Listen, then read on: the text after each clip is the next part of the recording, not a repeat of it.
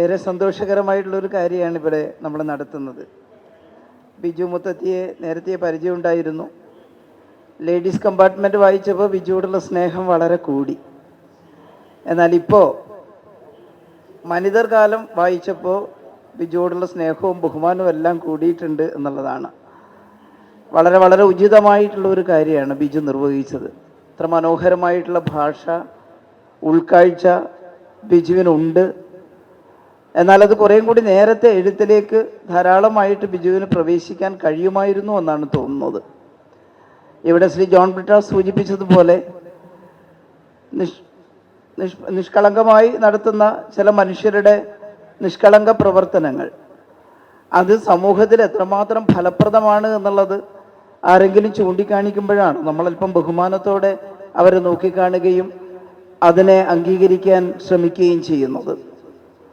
കേരള എക്സ്പ്രസിൻ്റെ ഭാഗമായി ബിജു കടന്നുപോയിട്ടുള്ള വഴികൾ, അവിടെ പരിചയപ്പെട്ട മനുഷ്യർ, ഒരു ഡോക്യുമെൻ്ററി ഉണ്ടാക്കുക എന്നതിൽ അവസാനിപ്പിക്കാൻ കഴിയുമായിരുന്ന ബിജുവിൻ്റെ പ്രവർത്തനം ഇപ്പം നമ്മുടെ മുന്നിൽ ഒരു നാടിൻ്റെ സംസ്കാരമായിട്ട് വളർന്ന് കാണുകയാണ്. നമുക്കെല്ലാം അറിയാവുന്ന ഒരുപാട് ചിരപരിചിതരായിട്ടുള്ള പ്രശസ്തരായിട്ടുള്ള ആളുകൾ ഈ പുസ്തകത്തിനകത്ത് മിന്നി മറയുന്നുണ്ട്. ചേമഞ്ചേരിയെ പോലുള്ള ഒരുപാട് ആളുകൾ ഇതിനകത്ത് കുറേ പേരുകൾ സൗബ്രിട്ടാസ് പറഞ്ഞു. പക്ഷേ പെട്ടെന്ന് നമ്മളങ്ങനെ ഓർമ്മിക്കാത്ത, മാധ്യമങ്ങളിലൊക്കെ വന്നിരുന്നെങ്കിലും നമ്മൾ പെട്ടെന്ന് മറന്നുപോയിരുന്ന ഒരുപാട് പ്രതിഭകളെ, ഒരുപാട് അത്ഭുതങ്ങളെ ബിജു പരിചയപ്പെടുത്തുകയാണ്. മൊയ്തു ട്രാവൽസ് എന്ന് പറഞ്ഞിട്ട് ഒരു ലേഖനമുണ്ട് ഇതിനകത്ത്. ഒരു മൊയ്തുവിനെ കുറിച്ചാണ്. സഞ്ചാരിയാണ് മൊയ്തു. അദ്ദേഹത്തിൻ്റെ ആ സഞ്ചാരം എത്ര സാഹസികമായിരുന്നു, എത്ര അന്വേഷണാത്മകമായിരുന്നു എന്നുള്ളത് മൊയ്തുവിനെ പരിചയപ്പെടുത്തുമ്പോൾ നമുക്ക് മനസ്സിലാവുന്നു. ആ സഞ്ചാരത്തിനിടയിൽ വലിയ കാഠിന്യങ്ങൾ അനുഭവിക്കുമ്പോൾ അദ്ദേഹം തുണയായി സ്വീകരിക്കുന്നത് മുഹമ്മദ് നബിയുടെ വാചകങ്ങളെയാണ്. നീ സഞ്ചരിക്കുക, ഭൂമിയിലാകെ സഞ്ചരിക്കുക എന്നത്. എന്തൊരു ശക്തിയാണ് ആ വാചകങ്ങൾക്ക്. ഏത് പ്രതിബന്ധങ്ങളെയും മറികടന്ന് ഭൂമിയെ അറിയാൻ, മനുഷ്യരെ അറിയാൻ നീ സഞ്ചരിച്ചുകൊണ്ടേയിരിക്കുക എന്നുള്ള വചനമാണ് അദ്ദേഹത്തെ മുന്നോട്ട് നയിച്ചത്. അദ്ദേഹം കാണുന്ന മനുഷ്യർ, അവരുടെ ജീവിതാനുഭവങ്ങൾ, അതെല്ലാം അദ്ദേഹം പറഞ്ഞത് അതുപടി പകർത്തി മൊയ്തുവിലെ സഞ്ചാരിയെ, സഞ്ചാരത്തിൻ്റെ മഹത്വത്തെ നമുക്ക് ബിജു ചൂണ്ടിക്കാണിച്ചു തരികയാണ്. ഞാനെല്ലാം ഇവിടെ പറയുന്നില്ല, കാരണം അതിൻ്റെ ആവശ്യമില്ല. പുസ്തക പ്രകാശനമൊന്നും മാത്രമാണ് എൻ്റെ കടമ. പുസ്തകത്തിൻ്റെ വിശദീകരണം നിങ്ങൾ വായിച്ചിട്ട് തന്നെ ഉണ്ടാക്കണം എന്നുള്ളതാണ്. നമ്മളിവിടെ വിശദീകരിക്കേണ്ടതില്ല എന്നുള്ളതാണ്. പക്ഷേ എൻ്റെ നാട്ടിൽ കണിച്ചാർ പഞ്ചായത്തിലെ, ഞാൻ ഇരിട്ടിയിലാണ്, എൻ്റെ ഇരിട്ടിക്കടുത്ത ഗ്രാമത്തിലാണ്, പായം പഞ്ചായത്തിലാണ് ഞാൻ ജനിച്ചു വളർന്നിട്ടുള്ളത്. അതിൻ്റെ തൊട്ടടുത്ത ഒരു ഗ്രാമപഞ്ചായത്താണ് കണിച്ചാർ. അവിടെ SNDPയുടെ ഭാഗമായിട്ടുള്ളൊരു സ്കൂളും അതുപോലെ SNDP മഠമൊക്കെ ഉണ്ട്, ശാഖയൊക്കെ ഉണ്ട്. അവിടെ മാടശ്ശേരി നാരായണേട്ടനെ ഞങ്ങൾക്കെല്ലാം അറിയുമായിരുന്നു. 111 വയസ്സിലാണ് അദ്ദേഹം മരിക്കുന്നത്.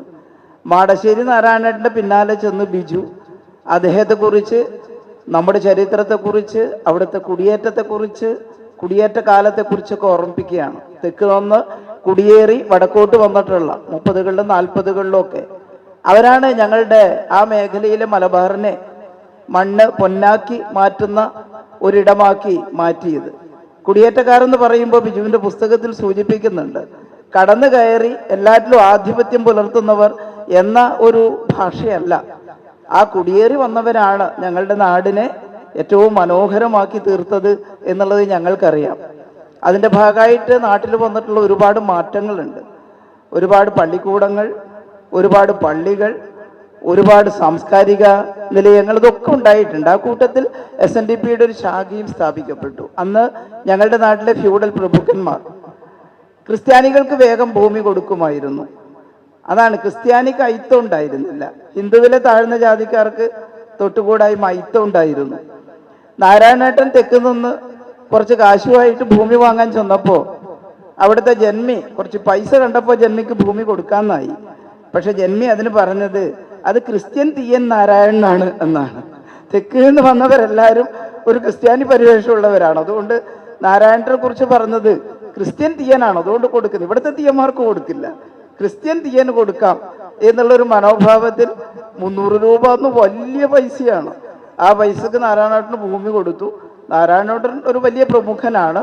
അദ്ദേഹം ശ്രീനാരായണ ഗുരുദേവന്റെ ആശയങ്ങൾ അവിടെ പ്രചരിപ്പിച്ചു. അദ്ദേഹത്തിന്റെ വിവരണം നടത്തുന്നതിനിടയിൽ അദ്ദേഹം പറഞ്ഞിട്ടുള്ള ചില കാര്യങ്ങൾ ബിജു ഇതിനകത്ത് സൂചിപ്പിക്കുന്നുണ്ട്. അവിടെ 1924 തലശ്ശേരി ജഗന്നാഥ് ക്ഷേത്രം ഹരിജനങ്ങൾക്ക് തുറന്നു കൊടുക്കാൻ പറഞ്ഞു ഗുരുദേവൻ. അപ്പോ കമ്മിറ്റിക്കാർ പറഞ്ഞു 1 വർഷം കഴിഞ്ഞിട്ട് വേണോന്ന് ആദ്യം ചോദിച്ചു. വേണം, ഗുരുദേവൻ ഉറപ്പായിട്ടും പറഞ്ഞു. എന്നാൽ 1 വർഷം കഴിഞ്ഞിട്ടാവാം ഗുരുദേവ, തൽക്കാലം ഇദ്ദേഹത്തിന്റെ മുന്നിൽ നിന്ന് രക്ഷപ്പെടുക എന്നുള്ളതാണ്. അത് പറഞ്ഞ് കുറച്ച് കഴിഞ്ഞപ്പോൾ നല്ലൊരു മഴ പെയ്തു. അപ്പൊ ഗുരു കമ്മിറ്റിക്കാരെ എല്ലാം വിളിച്ചിട്ട് പറഞ്ഞു, 1 വർഷം കഴിഞ്ഞല്ലോ, ഇനി ഇപ്പൊ തന്നെ തുറന്നു കൊടുത്തു. എത്ര രസികത്വത്തോടു കൂടിയാണ് ഗുരുദേവൻ അന്നത്തെ അനാചാരങ്ങളെ ഖണ്ഡിച്ചത് എന്നതിൻ്റെ സൂചനയാണ്. 1 വർഷം കഴിഞ്ഞു, തുറന്നു കൊടുത്തോളൂ എന്ന് ഗുരുദേവൻ പറഞ്ഞതായിട്ടുള്ള അനുഭവം ഇതിനകത്ത് രേഖപ്പെടുത്തുകയാണ്. ഞാൻ കൂടുതൽ പറയുന്നില്ല. ഞാൻ നേരത്തെ ഒരു പുസ്തക പ്രകാശനത്തിൽ പങ്കെടുത്തു. അത് ഗ്രാമപ്രകാശ് മാഷും എല്ലാം കൂടി ചേർന്ന് തയ്യാറാക്കിയിട്ടുള്ള ടു ദി വർക്ക് പ്ലേസ് എന്ന പുസ്തകമാണ്.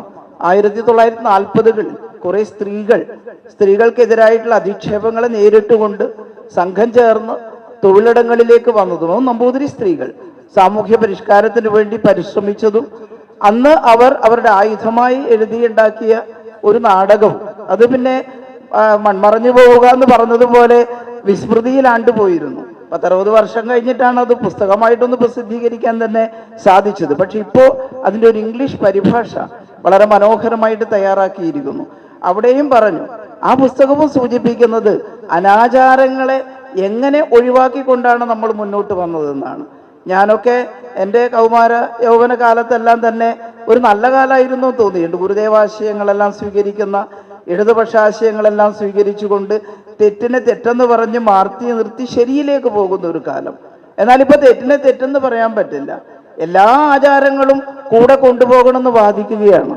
അതാണ് അരക്ക് താഴെ നല്ല നൂല് കൊണ്ട് നെയ്ത വസ്ത്രങ്ങൾ ഉപയോഗിച്ചാൽ കുഴപ്പമില്ല, പക്ഷെ അരക്ക് മേലെ വസ്ത്രങ്ങൾ ഉപയോഗിക്കുന്നത് എന്തോ തെറ്റാണ് എന്ന് പറഞ്ഞപ്പോൾ ഗുരുദേവന്റെ പിൻഗാമിയായിട്ടുള്ള സച്ചിദാനന്ദ സ്വാമികൾ പറഞ്ഞു, അല്ല, അരക്ക് മേലെ കുപ്പായം ധരിച്ചാലും ദൈവത്തിന് കുഴപ്പമൊന്നുമില്ല, അത്രേ പറഞ്ഞിട്ടുള്ളൂ.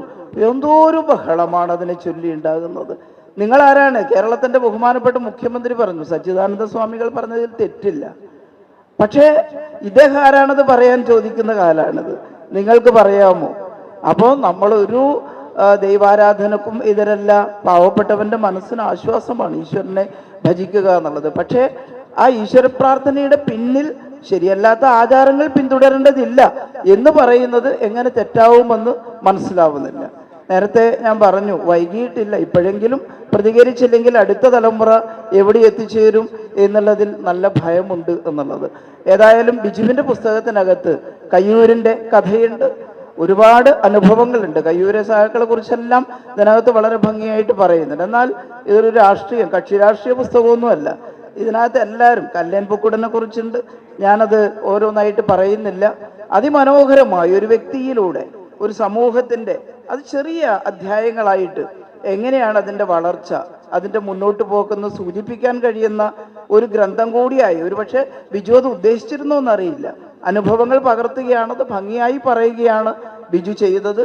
ബിജു മുത്തത്തി എന്ന സാഹിത്യകാരൻ ഇതിനകത്ത് നന്നായിട്ട് ഉദയം കൊണ്ടിട്ടുണ്ട്. ബിജുവിൽ നിന്ന് ഒരുപാട് പുസ്തകങ്ങളും അനുഭവങ്ങളും എല്ലാം നമ്മുടെ മുന്നിലേക്ക് പകർത്തപ്പെടട്ടെ എന്ന ആശംസകളോടുകൂടി ഞാൻ വളരെ സന്തോഷത്തോടെ ബിജു മുത്തത്തിയുടെ മനിതർ കാലം എന്ന ഈ പുസ്തകം അതിൻ്റെ പ്രകാശനം നിർവഹിച്ചതായി. അതായത് മറക്കാനാവാത്ത മനുഷ്യരെ കുറിച്ചുള്ള, മറന്നുകൂടാത്ത മനുഷ്യർ എന്ന് വിശേഷിപ്പിച്ചിട്ടുണ്ട് അവതാരകൻ. അപ്പോൾ അങ്ങനെയുള്ള ഒരു പുസ്തകം പ്രസിദ്ധീകരിച്ചതിന് നന്ദി കൂടി പറഞ്ഞുകൊണ്ട് ഞാൻ ഈ പുസ്തകം നിങ്ങൾക്കായിട്ട് സമർപ്പിക്കുകയാണ്.